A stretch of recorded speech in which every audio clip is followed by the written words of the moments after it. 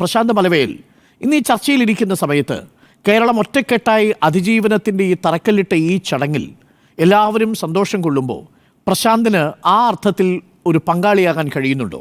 ഇന്ന് മുഖ്യമന്ത്രി ഈ തറക്കല്ലിടുമ്പോൾ നടത്തിയ പ്രസംഗത്തിൽ പറഞ്ഞത് കേന്ദ്രം പ്രതീക്ഷിച്ചതുപോലെ ഒന്നും സഹായിച്ചില്ല, നമ്മൾ കരുതിയതുപോലെ നേരത്തെയുള്ള അനുഭവം പോലെ ഇനിയൊന്നും പ്രതീക്ഷിക്കുകയും വയ്യ എന്നാണ്. ഇത് കേരളത്തിൻ്റെ തനതായ, കേരളത്തിൻ്റെ മാത്രമായ ഒരതിജീവന കഥയായി മാറുകയാണോ പ്രശാന്ത് മലവേൽ? ഒരിക്കലുമല്ല. ഞാൻ ഇന്നത്തെ ഈ ചടങ്ങിനെ സ്വാഗതം ചെയ്യുകയാണ്. കാരണം ഒരു വയനാട്ടുകാരൻ എന്ന നിലക്കും ഈ വിഷയങ്ങളിലെല്ലാം സജീവമായി പങ്കെടുത്തിട്ടുള്ള ആളെന്ന നിലക്കും ഞാൻ ഈ ഇന്നത്തെ തറക്കല്ലിടൽ ചടങ്ങിനെ ഞാൻ ആത്മാർത്ഥമായിട്ട് സ്വാഗതം ചെയ്യുകയാണ്. അതിൽ ആത്മാർത്ഥമായി സ്വാഗതം ചെയ്യുമ്പോൾ തന്നെ സർക്കാർ കാണിച്ചിട്ടുള്ള, സംസ്ഥാന സർക്കാർ ഇന്ന് വരെ കാണിച്ചിട്ടുള്ള ചില കാര്യങ്ങൾ പരിശോധിക്കുമ്പോൾ നമ്മൾക്ക് ചില ആശങ്കകളുണ്ട്. ആ ആശങ്കകൾ എന്നിലൂടെ പറയണമെന്നില്ല. ഇപ്പോൾ തന്നെ നമ്മൾ തുടക്കത്തിൽ ശ്രീ നവാസ് അദ്ദേഹം സൂചിപ്പിച്ചതുപോലെ അദ്ദേഹം ആദ്യം ഒക്കെ കാര്യങ്ങൾ പറഞ്ഞെങ്കിലും അവസാനം അദ്ദേഹം കൃത്യമായിട്ട് അവസാനത്തെ പോയിന്റ് പറഞ്ഞു. ഇപ്പോഴും ലിസ്റ്റുകൾ തയ്യാറായത് പൂർണ്ണമല്ല. ഇപ്പോഴും തങ്ങളുടെ അയൽവാസികൾ ഈ കൂരകളിൽ അന്തി ഉറങ്ങാൻ വരുന്നവരാണോ എന്നുള്ള സംശയമുണ്ട്. എൻ്റെ ഒരു പ്രധാനപ്പെട്ട സംശയം അവിടെ തന്നെയാണ്. 7-8 മാസമായിട്ടും എന്തിനാണ് 1-ാം ഘട്ടം, 2-ാം ഘട്ടം, 3-ാം ഘട്ടം എന്നുള്ള ലിസ്റ്റുകൾ എന്തിനാണ് എന്നുള്ളതാണ് ഒന്നാമത്തെ സംശയം. അതവിടെ നിന്നോട്ടെ, കുഴപ്പമില്ല, അത് ചർച്ച ചെയ്യാം നമുക്ക്. രണ്ടാമത്തെ കാര്യം, ഇന്ന് എൽസ്റ്റൺ എസ്റ്റേറ്റിൽ തറക്കല്ലിടുന്ന ആ ഒരു ചെറിയ തുണ്ട് ഭൂമിയല്ലാതെ സംസ്ഥാന സർക്കാരിന് ആ എൽസ്റ്റൺ എസ്റ്റേറ്റ് പൂർണ്ണമായി ഏറ്റെടുക്കാൻ വേണ്ടി സാധിച്ചിട്ടുണ്ടോ? നിങ്ങൾ പറഞ്ഞതുപോലെ 64.4 ഏക്കർ ഭൂമി സംസ്ഥാന സർക്കാരിൻ്റെ കയ്യിലേക്ക് വന്നിട്ടുണ്ടോ? അപ്പോൾ സിംബോളിക്കായിട്ട് ഒരു പ്രതീകാത്മകമായിട്ടല്ലേ അവിടെ ഇന്നൊരു തറക്കല്ലിട്ടിട്ടുള്ളത്?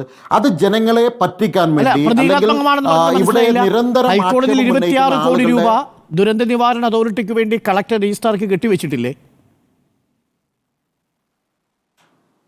26 കോടി മതിയോ ഡോക്ടർ അരുൺ? അങ്ങനെയാണോ എൽസ്റ്റൺ എസ്റ്റേറ്റ് ഉടമകൾ പറഞ്ഞത്?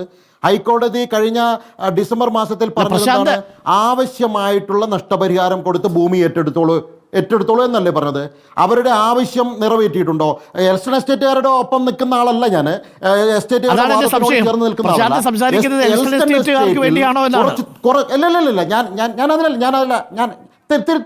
തിരുത്തിക്കോളൂ. ഞാൻ അങ്ങനെയല്ല, എൽസ്റ്റൺ എസ്റ്റേറ്റ് കൂടെയല്ല,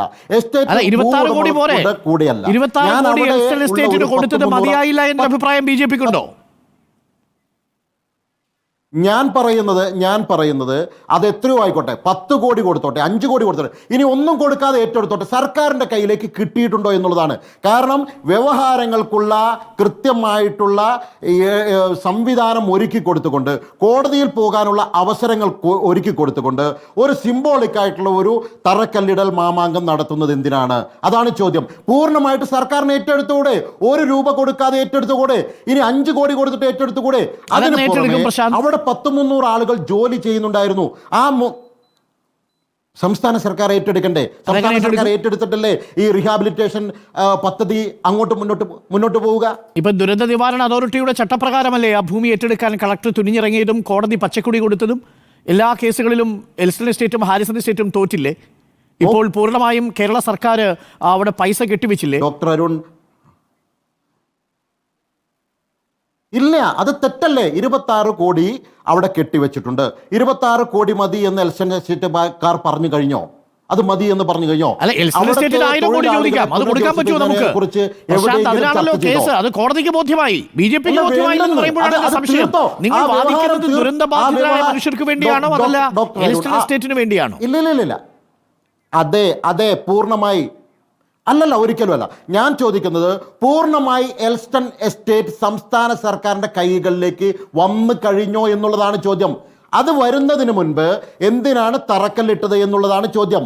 അവിടെയാണ് നേരത്തെ പറഞ്ഞത്, നിങ്ങൾ പറഞ്ഞതുപോലെ കേന്ദ്ര സർക്കാർ ഒന്നും കൊടുത്തിട്ടില്ലേ?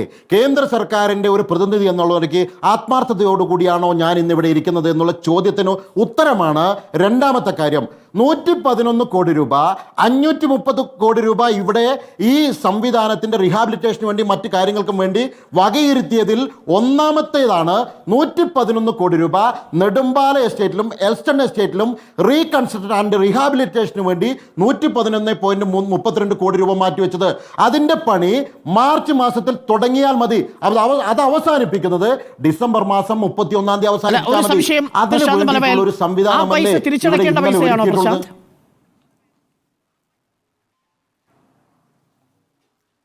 ഇത് പുതിയ നറേറ്റീവ്. സ്വാഭാവികമായിട്ടും 50 കൊല്ലത്തിന് ശേഷം 1 രൂപ പലിശയില്ലാതെ തിരിച്ചടയ്ക്കേണ്ട തുക അത്രയേ ഉള്ളൂ. ആ പണത്തിൽ നിന്ന് തന്നെയാണ് എടുക്കുന്നത്. അല്ലെങ്കിൽ മുഖ്യമന്ത്രി പറയട്ടെ ആ പണം തൊട്ടിട്ടില്ല എന്ന് പറയട്ടെ, ആ പണം സംസ്ഥാനത്തിന്റെ അക്കൗണ്ടിലേക്ക് വന്നു കഴിഞ്ഞിട്ടുണ്ടല്ലോ, ആ പണം എടുത്തിട്ടില്ല എന്ന് പറയട്ടെ, ആ പണം ഞങ്ങൾ തൊടുന്നേ ഇല്ല എന്ന് പറയട്ടെ, അത് തിരിച്ചു കൊടുക്കാമെന്ന് പറയട്ടെ.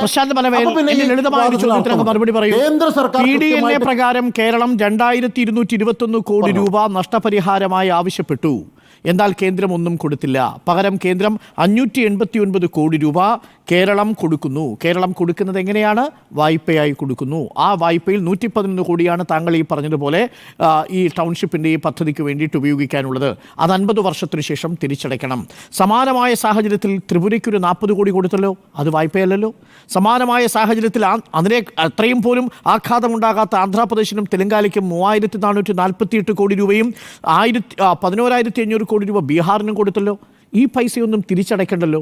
ബീഹാറിനും തെലങ്കാനയ്ക്കും ആന്ധ്രാപ്രദേശിനും കൊടുത്ത പൈസയിൽ ഒരു പൈസ പോലും തിരിച്ചടയ്ക്കേണ്ടാതിരിക്കുകയും കേരളത്തിൽ ഏകദേശം 236ഓളം ആളുകളുടെ ജീവൻ നഷ്ടപ്പെട്ട കേരളം കണ്ട ഏറ്റവും വലിയ ദുരന്തത്തിൽപ്പെട്ട മനുഷ്യരുടെ പുനരധിവാസത്തിന് കേന്ദ്രം കൊടുത്ത പണം വായ്പയായി കൊടുക്കുന്നതും ചെയ്യുന്നതും തമ്മിൽ ഒരു വൈരുദ്ധ്യമില്ലേ?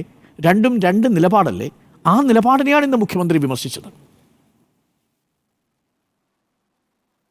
ഒന്നാമത്തെ കാര്യം, 2/11/2024 സംസ്ഥാന സർക്കാർ ആവശ്യപ്പെട്ടതാണ് 535 കോടി രൂപ വായ്പയായിട്ട്.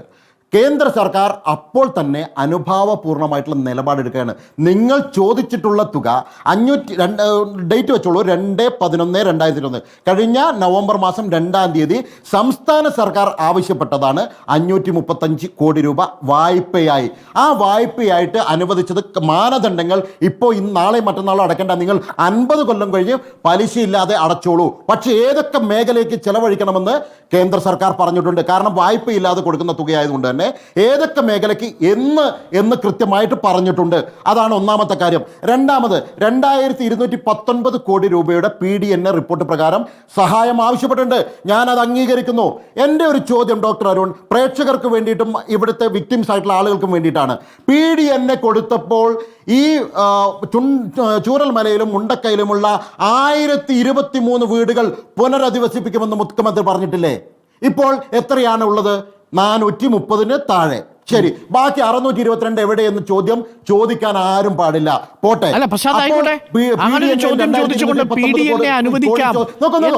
കേന്ദ്രം എടുത്തിരുന്നോ പ്രശാന്ത്? നിങ്ങൾ 1000 വീട് തന്നതുകൊണ്ടാണ് PDNA അനുവദിക്കാത്തത്. അങ്ങനെ എന്തെങ്കിലും ഒരു മറുപടി? ഞാനൊന്ന് കംപ്ലീറ്റ് ആക്കാം. ഒരൊറ്റ പോയിന്റിൽ ഞാനൊന്ന് കംപ്ലീറ്റ് ആക്കാം. നെടുമ്പാല എസ്റ്റേറ്റും എൽസ്റ്റൺ എസ്റ്റേറ്റുമാണ് PDNAയിൽ പറഞ്ഞിരിക്കുന്നത്. ഇപ്പം നെടുമ്പാല എസ്റ്റേറ്റ് ഉണ്ടോ? അപ്പോൾ 2219 കോടി എന്നല്ലേ ഇന്ന് മുഖ്യമന്ത്രി പറഞ്ഞത്. അപ്പോൾ നെടുമ്പാല എസ്റ്റേറ്റ് പോയി, 622 ആളുകൾ പോയി. പക്ഷേ കേന്ദ്രം കൊടുക്കേണ്ടത് 2219 കോടി മാത്രം. ഇവിടെ കൊടുത്തിരിക്കുന്ന നമ്മൾ കൂടുതൽ ചോദിച്ചു. ശരി, കൂടുതൽ ചോദിച്ചതൊരു തെറ്റാണെന്ന് കരുതിക്കോ. നിങ്ങൾ യഥാർത്ഥ കണക്ക് വെച്ച് നോക്കിക്കോ. നെടുമ്പാല എസ്റ്റേറ്റ് ഇല്ല, എൽസ്റ്റൺ എസ്റ്റേറ്റ് ബാക്കി. എൽസ്റ്റൺ എസ്റ്റേറ്റിലെ ഇപ്പോൾ ഏറ്റവും ഒടുവിലുള്ള കണക്ക് പ്രകാരം 242 33 അല്ലേ 80 ഏകദേശം 343ഓളം ആളുകളുടെ ലിസ്റ്റ് ആയി കഴിഞ്ഞു. ഇനിയും ഒരുപക്ഷെ ആ ലിസ്റ്റ് വന്നൊരു 400-430 പേരിൽ എത്തി നിന്നേക്കാം. ചോദിച്ചതിലും പകുതിയേ ഉള്ളൂ. പകുതി കൊടുക്കാമല്ലോ. ശരി, അല്ല പകുതി, അതല്ലേ 530 കോടി രൂപ അതിൽ ഒന്നാമത്തെ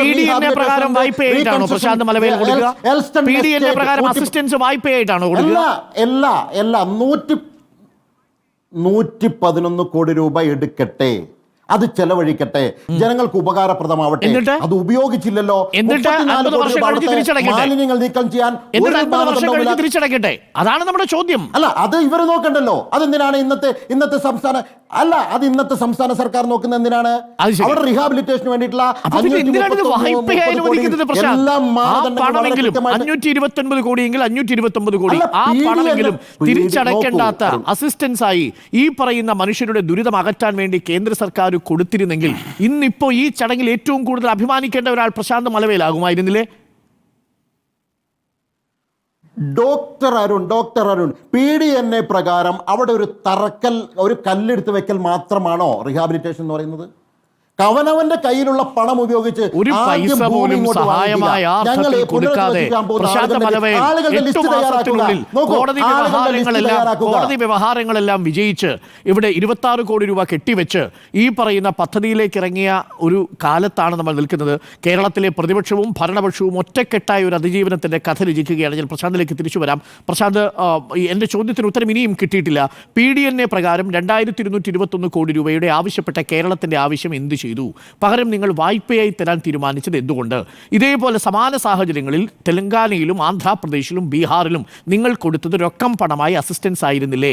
എന്തുകൊണ്ട് നമുക്ക് മാത്രം വായ്പ, അവർക്ക് മാത്രം സഹായം? ഈ ചോദ്യത്തിന് ഉത്തരം അങ്ങ് കിട്ടുമെങ്കിൽ കണ്ടെത്തി വെച്ചോളൂ. ഞാൻ അങ്ങയിലേക്ക് തിരികെ വരാം.